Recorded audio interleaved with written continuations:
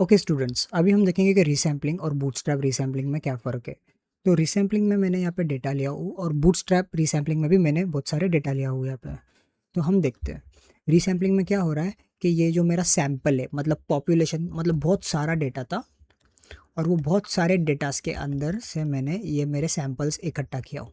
अब ये रीसैम्पलिंग जब कर रहा हूँ मैं, तो ये सैम्पल्स में से भी थोड़े डेटास उठाऊंगा मैं। फॉर एग्जांपल 5 को उठाऊंगा, 7 को उठाऊंगा, 2 को उठाऊंगा, फिर इसका एक मीन निकालूंगा।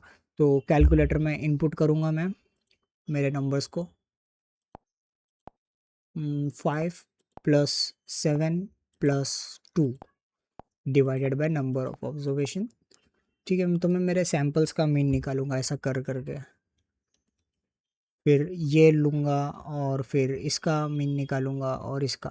बट देखो, आप नोटिस करोगे तो मैं इसको वापस रिपीट नहीं कर रहा हूँ। एक बार इसका मीन निकाल लिया तो वो वापस से रिपीट नहीं हो रहा है, मैं नया नंबर ले रहा हूँ।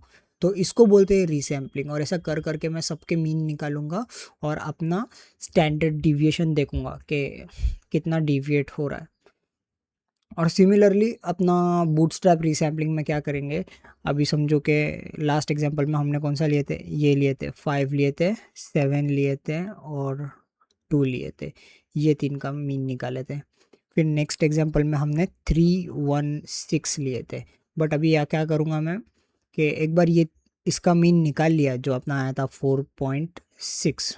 ठीक है, तो मैं ये रिपीट नहीं कर रहा था नंबर्स, बट ये वाले केस में मैं ये नंबर्स को वापस से रिपीट करूँगा।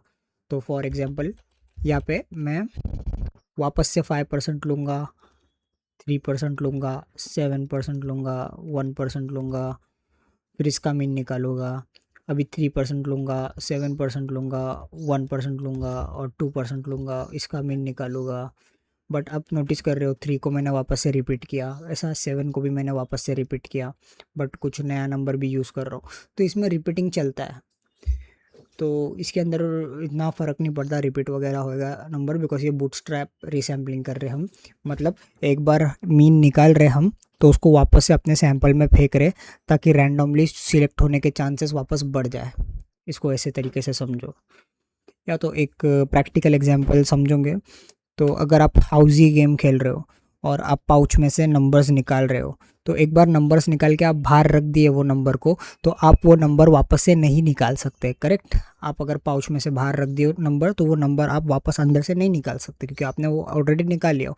बट इसमें क्या कर रहे हो, आप वो नंबर वापस से पाउच में डाल रहे हो ताकि वो नंबर निकालने की प्रोबेबिलिटी वापस से बढ़ जाए। इस तरीके से हम सैम्पलिंग और बूटस्ट्रैप रीसैम्पलिंग करते हैं।